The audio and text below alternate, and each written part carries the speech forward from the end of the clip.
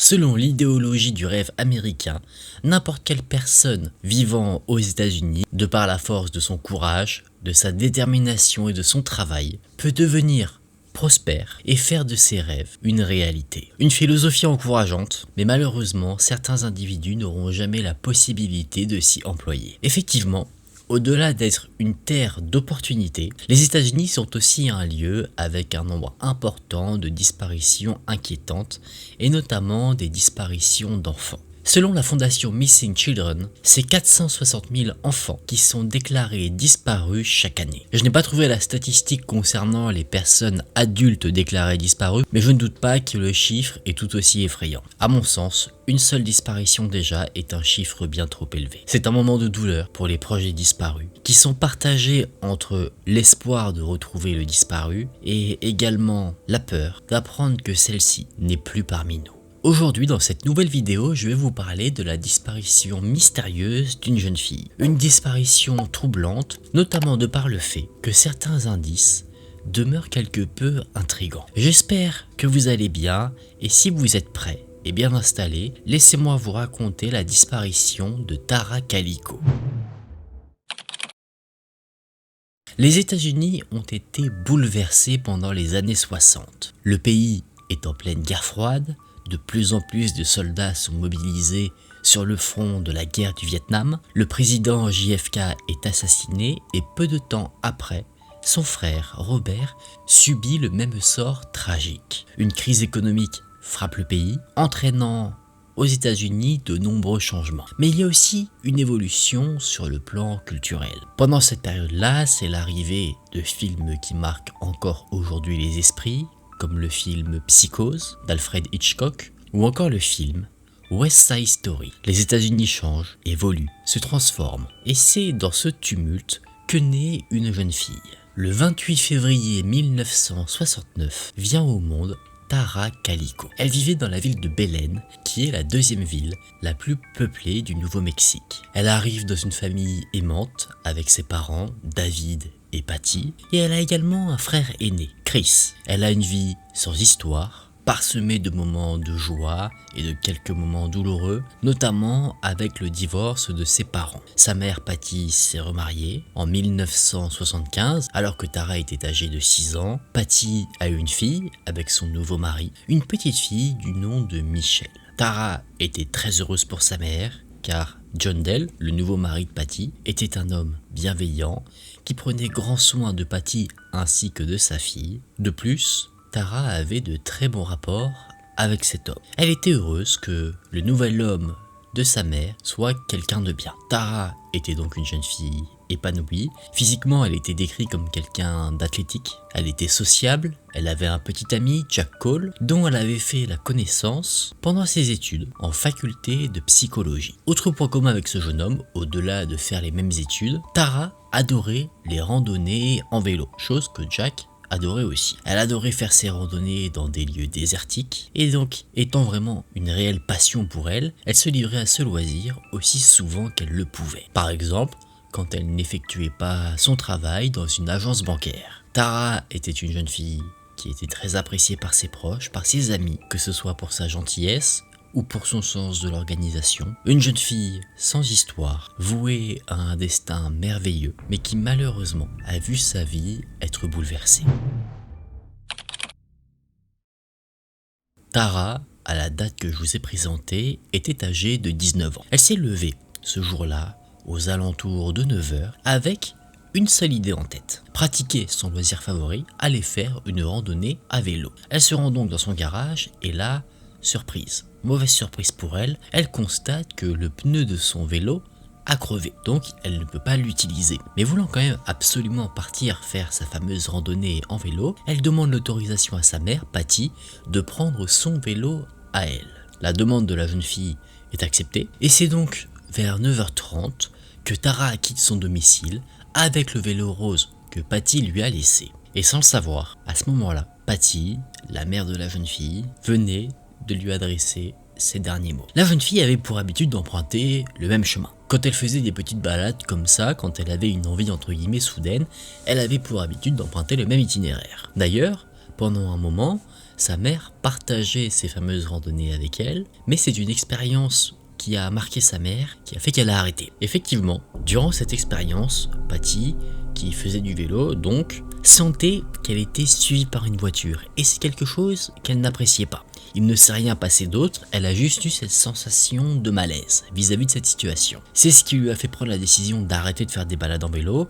Elle a essayé plusieurs fois de dissuader Tara de continuer à faire ce genre de balade, mais Tara, étant une réelle passionnée, a toujours refusé d'écouter sa mère. Donc, ne voulant pas empêcher sa fille de pratiquer sa passion, elle lui a proposé de lui passer ou de lui acheter un spray au poivre pour se défendre en cas d'agression. Peut-être pour les plus jeunes qui me regardent, la personne qui va recevoir ce spray au poivre dans les yeux, ça ressemble physiquement à un déodorant insoutenable, ce qui permet à la personne victime dans les yeux d'une personne de s'enfuir. C'est un outil de self-défense. Logiquement, la douleur est tellement forte que la personne qui nous agresse est omnubilée justement par sa douleur. Elle ne va pas rien sentir. C'est extrêmement douloureux, d'autant plus que les yeux, c'est très sensible. Je ne sais pas si vous vous êtes déjà mis par exemple le doigt dans l'œil, par mégarde, ça fait mal. Je vous déconseille d'utiliser pour vous amuser ce genre d'outil, de vous en mettre dans les yeux pour voir ce que ça fait. Je pense que vous le regretterez amèrement. Quoi qu'il en soit, Tara n'a pas vu l'utilité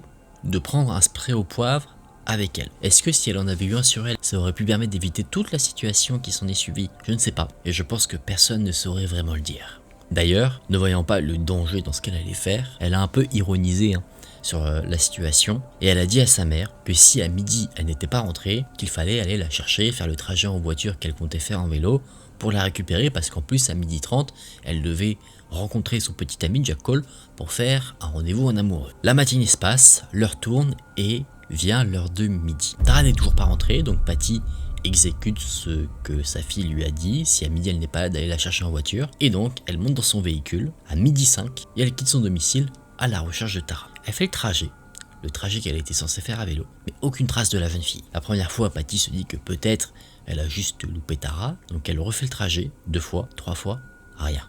Patty commence à s'inquiéter, mais avant de vraiment penser au pire, elle se dit que peut-être Tara a juste eu un accident, qu'elle est tombée à vélo ou que sais-je, et donc elle décide de se rendre à l'hôpital le plus proche pour voir si une jeune fille correspondant à sa fille n'a pas été prise en charge. Sauf que non, ce n'est pas le cas. Les médecins confirment qu'ils n'ont eu aucune personne ressemblant à la description en tout cas de Tara qui s'est présentée à l'hôpital. Aujourd'hui, dans ce genre de situation, on se jetterait sur nos téléphones portables avec la localisation, on passerait des coups de fil, on enverrait des SMS, sauf qu'à l'époque, il n'y avait pas tout ça. Il y avait certes des téléphones portables qui étaient commercialisés, mais c'était déjà d'une part pas très démocratisé, pas comme aujourd'hui où quasiment toutes les personnes en ont, et en plus c'était des appareils très gros. Ça s'appelait des téléphones portables, mais ça n'était pas vraiment non plus. Donc c'est pas le genre d'appareil qu'on prend quand on va faire du vélo. Patty est donc, vous vous en doutez, très inquiète. Elle a aucune nouvelle de sa fille depuis qu'en soit elle a quitté le domicile à 9h30. Elle contacte des amis, des proches, et tous ensemble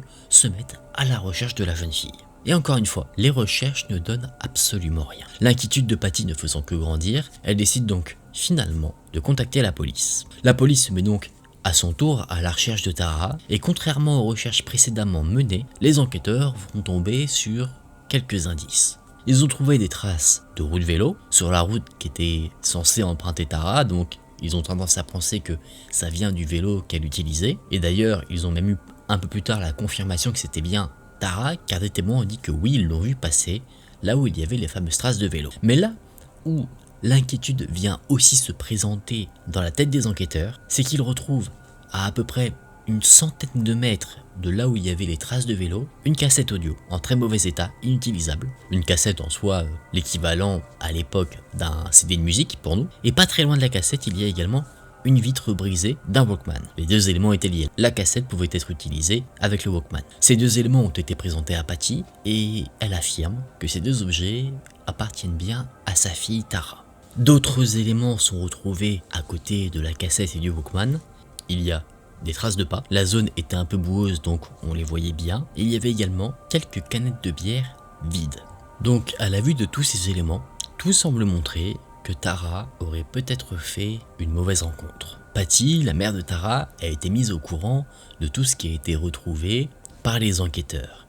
Et elle pense très rapidement que sa fille a été victime d'un enlèvement. Ce qui l'amène à penser cela, c'est qu'elle est sûre et certaine que sa fille n'a pas fugué. Chose en soi qui aurait pu être possible. Mais c'est vrai que généralement, quand il y a fugue, la personne qui s'enfuit cherche à fuir quelque chose dans sa vie. Un environnement familial toxique, compliqué, violent. Là, Patty assure que Tara était une jeune fille très heureuse, épanouie, qu'il n'y avait aucune raison pour qu'elle prenne la poudre d'escampette, et qu'en plus, elle prévoit des activités le jour où elle compte s'enfuir. Donc la police a continué ses recherches. Ils ont pensé tomber sur quelque chose de concret en tombant sur un groupe de jeunes à l'arrière d'une voiture blanche qui buvaient des bières. Les bières qui étaient consommées étaient différentes de celles qui ont été retrouvées, et en plus de ça, les différentes personnes qui ont été suspectées avaient des alibis solides au moment où on suppose que Tara a été enlevée. Il faut savoir que tout cela, ça se passe très vite. Ça se passe en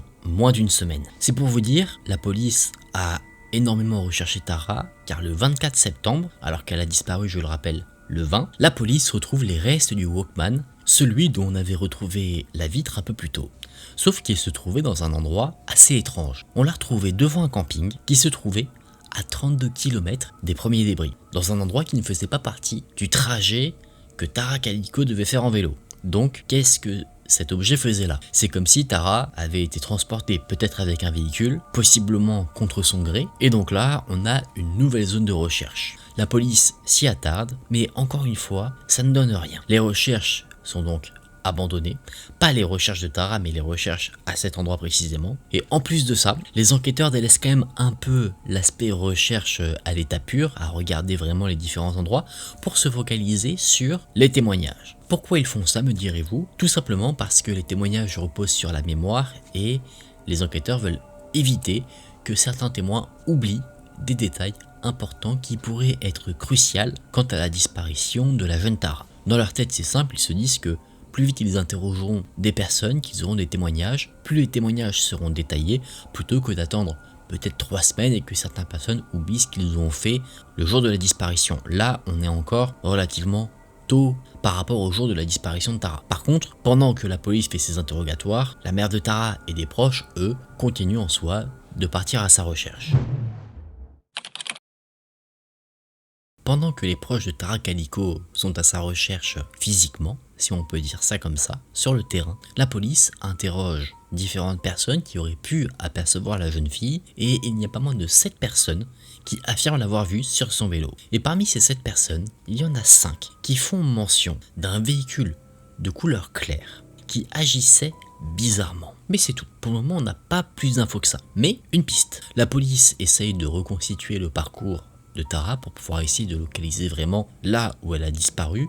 Les enquêteurs supposent que c'est là où on a retrouvé les traces de roues, ce qui pourrait être signe d'un freinage brutal, mais il y a un doute qui subsiste. Et ils sont tellement focalisés à avoir des témoignages précis qu'ils utilisent même des méthodes pour hypnotiser les témoins afin d'éveiller leur subconscient et révéler peut-être des informations que les témoins n'ont pas refoulées mais qu'ils n'ont pas eu le souvenir comme ça sur le moment, mais ça n'a pas marché. Quoi qu'il en soit, voilà selon les différents témoignages quel aurait été le parcours de Tara Calico. On sait que Tara a quitté son domicile à 9h30. Elle a été vue ensuite à 27 km au sud de chez elle, à un endroit qui était non loin d'une voie ferrée, et c'est à ce moment-là que Tara a fait demi-tour. Il était à peu près 11h15, donc on approchait des midi. Tara s'est sûrement dit qu'elle allait rentrer à la maison, elle voulait être à l'heure pour son rendez-vous de 12h30, et à 11h30, on a vu Tara retourner vers le nord, donc en direction de chez elle. Sauf qu'un quart d'heure plus tard, à 11h45, on a vu Tara faire demi-tour de nouveau, donc elle s'est de nouveau éloignée de chez elle. Mais quand elle a fait ce second demi-tour, là, elle était suivie de près par une camionnette blanche, le fameux véhicule clair qui avait été aperçu par des témoins et qui agissait bizarrement. Pourquoi dit-on que le véhicule agissait bizarrement? C'est simple, c'est qu'il roulait très près de Tara, à tel point que si elle freinait brutalement, ça créait forcément un accident. Et ce qui était étonnant, c'est que selon les témoins qui ont vu justement cette scène, Tara ne semble pas forcément en alerte de ce qui se passait. Ils ont vu qu'elle avait son casque sur les oreilles, qu'elle devait probablement écouter de la musique, donc en fait elle ne devait sûrement pas avoir conscience en fait qu'elle était suivie d'aussi près. Cette scène a été vue par un dernier témoin qui lui a même pu voir un petit peu qui était au volant de la voiture et qui était également sur le siège passager. Selon lui, il y avait 2 personnes au moins. Et après justement ce passage de Tara suivi par la camionnette blanche, là plus personne ne l'a revue. La police, avec les informations, s'attarde donc sur ce fameux véhicule blanc qui semble être suspect. Mais ils n'arrivent pas à retrouver quoi que ce soit par leurs propres moyens. C'est donc un mois plus tard, au mois d'octobre, que là la police va faire appel à la population. Les enquêteurs informent donc être à la recherche de 2 hommes, le conducteur et le passager. Le conducteur, lui, serait un homme âgé entre 35 et 45 ans, avec les cheveux roux, un homme de type caucasien, avec des pattes d'oie entre les yeux et les tempes. Il serait grand, aux alentours d'1m80. Le véhicule, lui, serait un pick-up blanc, ressemblant un petit peu à un camping-car. Des informations sur la plaque d'immatriculation ont été transmises et une fois l'appel à témoins lancé, la police a reçu énormément d'appels. Des personnes qui ont dit avoir vu le véhicule, d'autres qui ont vu le conducteur. Et bien que la police se soit penchée sur certains témoignages, ça n'a rien donné de concret derrière. La police patauge, elle n'arrive pas à mettre la main sur les individus, que ce soit de par les appels à témoins ou alors de par leur propre enquête. Donc l'affaire stagne, la famille continue de rechercher Tara, également de leur côté, mais que ce soit la police ou la famille, à chaque fois, il n'y a aucun résultat. Nous faisons un bond dans le temps. Nous sommes le 15 juin 1989, un peu moins d'un an après la disparition de Tara. Une femme se rend tranquillement dans un parking, celui d'une supérette. Elle fait le tour du parking pour trouver une place et à un moment donné, un véhicule sort de sa place permettant à la femme de se garer. Elle fait sa manœuvre, elle se gare, elle sort de son véhicule et en sortant, quelque chose attire son regard sur le sol. Elle saisit ce qui a attiré son attention et elle se rend compte que c'est une photographie, un Polaroid. Elle la regarde et en voyant ce qu'il y a dessus, elle est sous le choc. Il semblerait que le véhicule qu'elle a vu, qui lui a laissé une place, un véhicule qui était une fourgonnette blanche, a laissé une photo qui pourrait être en lien avec Tara Calico. La photo, la voici. On y voit 2 personnes, une jeune fille et un petit garçon. Les 2 sont attachés, les mains dans le dos, bâillonnés et laissés sur une pile d'oreillers à l'arrière de ce qui semble être un fourgon. Probablement la fourgonnette qui a laissé sa place à la femme. Tout de suite, avec cette découverte, elle contacte la police, elle leur transmet la photo et elle explique, sachant qu'elle a un peu vu qui conduisait cette fameuse fourgonnette blanche, que c'était un homme âgé d'une trentaine d'années, peut-être entre 35 ou 40 ans, qui portait une moustache. Immédiatement, la police s'emploie à réaliser des barrages routiers pour intercepter le véhicule qui donc a pris la fuite, mais malheureusement, cette opération est encore une fois un échec. La piste de cette photo troublante s'arrête là. Mais avant qu'on passe sur une autre piste, j'aimerais qu'on s'attarde un petit peu plus dessus. Déjà, il faut savoir que Patty, la mère de Tara, pour elle, c'est sûr et certain. La jeune fille qu'on voit sur la photo est Tara. Elle la reconnaît formellement. La jeune fille a une cicatrice à la jambe, je crois qu'on peut l'identifier ici, et Tara aurait la même. Tara l'aurait eu suite à un accident de voiture qui aurait donc laissé cette marque. De plus, le livre présenté à côté de la jeune fille serait un de ses livres de chevet préférés. Il se nomme My Sweet Audrina, mais la chose que je ne comprends pas, c'est pourquoi ce livre est ici. Est-ce que Tara l'avait avec elle quand elle a fait sa randonnée en vélo? Mais là où je suis surpris, c'est que qui prend un livre quand on part faire du vélo? C'est pas comme si elle était partie le jour de sa disparition pour dormir chez une amie, elle aurait pris ce livre. Elle partait juste faire une balade à vélo, donc pourquoi aurait-elle ce livre avec elle? Ça, je trouve ça assez curieux. Peut-être sinon que c'est un livre laissé là par ses ravisseurs. Peut-être qu'il a été laissé là pour qu'on puisse reconnaître Tara, envoyer une sorte de message pour que quelqu'un fasse la connexion entre ce livre qu'elle affectionnait tant et elle. Ou alors, c'est peut-être un message complexe pour faire comprendre quel est le sort réservé à la jeune fille, car ce livre-là, dans son histoire, met en avant une femme hantée par la mort de sa sœur, et ce livre aborde des thèmes assez violents, comme les abus, les cas de stress post-traumatique. Est-ce que le kidnappeur voulait donc montrer par ce biais les atrocités qu'il réalisait sur la jeune femme et peut-être aussi le petit garçon? Est-ce que le ou les ravisseurs abusaient de la jeune femme et du petit garçon et qu'ils sous-entendaient qu'après peut-être les avoir relâchés, ils allaient avoir des événements de stress post-traumatique? Ça, c'est un mystère, c'est mon décryptage. Néanmoins, quand on se penche aussi sur la photo, on peut également avoir quelques doutes. Effectivement, si on compare le Polaroid retrouvé et une ancienne photo de Tara, on peut remarquer qu'il y a quelques différences physiques. Tara semble avoir des sourcils légèrement courbés, alors que la jeune fille sur la photo semble avoir des sourcils plutôt droits. De plus, leur nez semble légèrement différent. Peut-être que c'est l'angle de prise de la photo qui crée ces différences. Évidemment, ce que je vous présente, c'est mon analyse. Peut-être que je me trompe, on peut remettre en cause certains aspects de la photo, On peut penser que c'est Tara, effectivement la jeune fille ressemble, il y a une probabilité, mais il y a également un doute sur le fait que ce soit bel et bien elle. Et d'ailleurs, tout cela est très bien illustré dans l'affaire. Pour Patty, c'est sûr et certain, la jeune fille présente est sa fille, Tara, mais pour les enquêteurs, c'est moins sûr. J'aimerais aussi qu'on se penche sur la seconde personne présente sur la photo, le jeune garçon. Lui aussi a été identifié par ses parents. Il s'agirait de Michael Henley. Il a été reconnu formellement par sa mère. C'était un jeune garçon âgé de 9 ans qui a disparu alors qu'il était parti en voyage pour faire de la chasse avec son père. C'est pendant ce voyage qu'il a disparu, en 1988, donc quelques mois avant la disparition de Tara Calico, mais ses restes ont été retrouvés 2 ans plus tard dans la forêt dans laquelle il avait disparu. Alors je ne saurais pas vraiment dire quelles sont les causes de son décès. Dans les sources que j'ai trouvées, qui sont en anglais, il est indiqué « He died from exposure ». Traduit littéralement en français, ça donne « il est mort suite à une exposition ». Je me suis renseigné pour voir ce que ça voulait dire. En gros, encore une fois si j'ai bien compris évidemment, ça veut dire que ce jeune garçon a perdu la vie à cause d'une période prolongée dans des conditions climatiques entre guillemets extrêmes.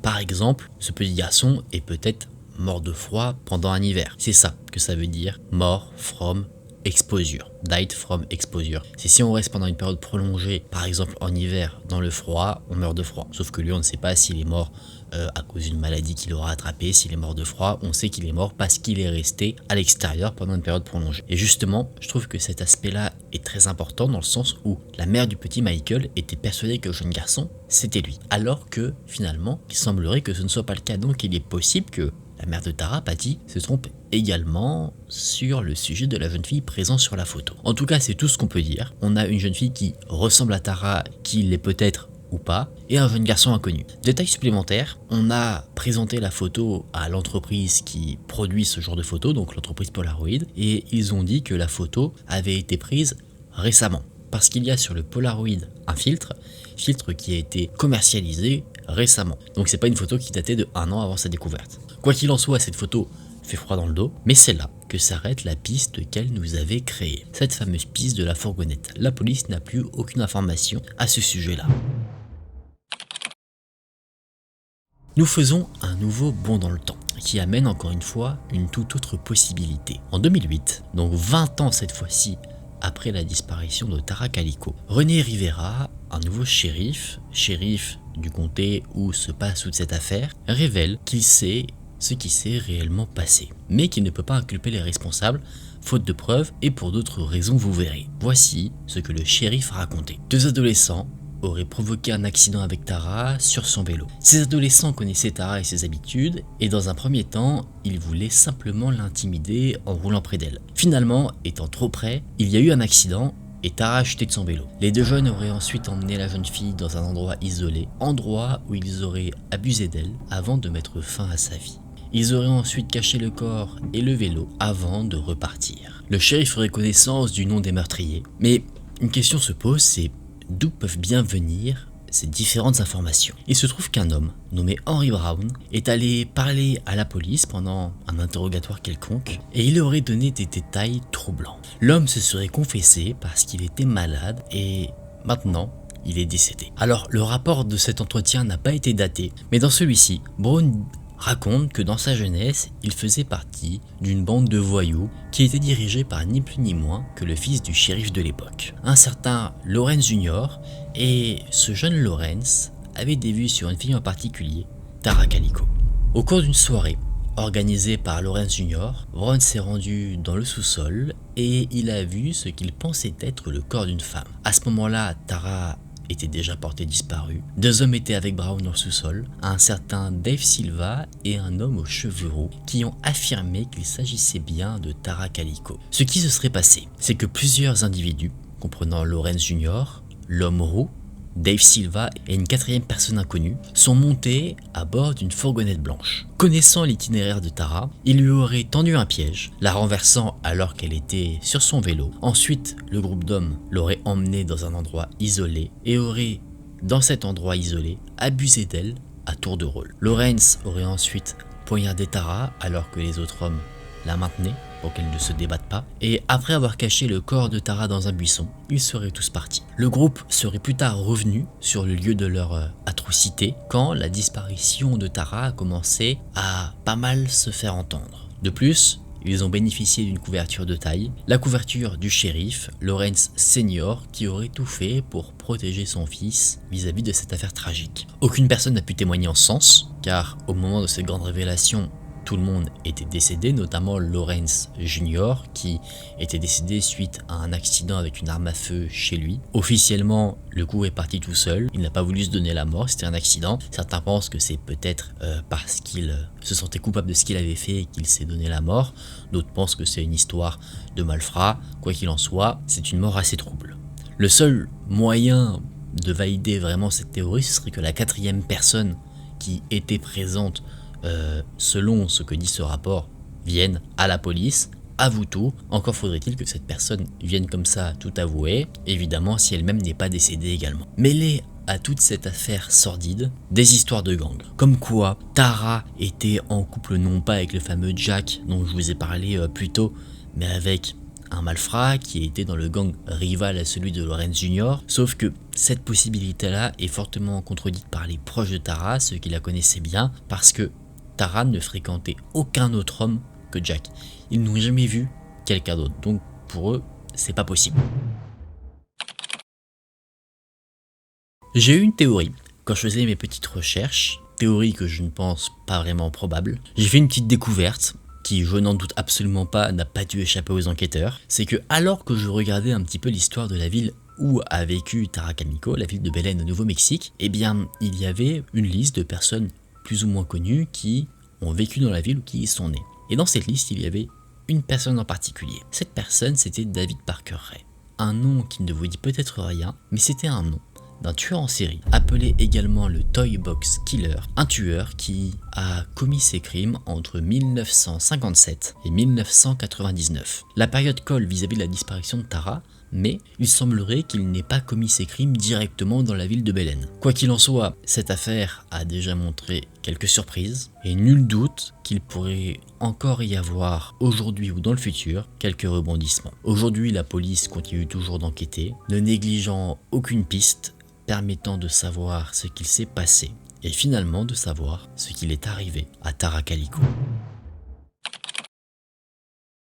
Voilà les amis, on a fini pour cette histoire. J'espère que c'est une histoire qui vous a intéressé. J'espère fortement qu'à l'avenir on aura de bonnes nouvelles concernant Tara. C'est tout ce qu'on peut souhaiter. Malheureusement, sa maman, Patty, dont j'ai parlé dans cette histoire, est aujourd'hui décédée. Donc je trouve ça triste que sa mère ne sache pas ce qui s'est passé. Elle n'a jamais pu vraiment faire son deuil, sachant qu'elle a toujours eu cet espoir que Tara était en vie. Elle n'a pas pu retrouver sa fille si effectivement c'était bien le cas. C'est quelque chose de très triste. J'espère pour les proches restants de Tara qu'on saura la vérité. Et si jamais on a des nouvelles par rapport à tout cela, bien sûr, je vous le dirai dans une vidéo. Merci d'avoir regardé la vidéo jusqu'ici. Si ça vous a plu, n'hésitez pas à laisser un j'aime, n'hésitez pas à vous abonner à la chaîne. Je vous laisse également mon Instagram juste ici si vous souhaitez me suivre là-bas. Merci d'avoir suivi la vidéo. C'était un plaisir pour moi de passer ce moment avec vous. Prenez soin de vous, c'était Aken. On se dit à très vite dans une prochaine vidéo. Salut!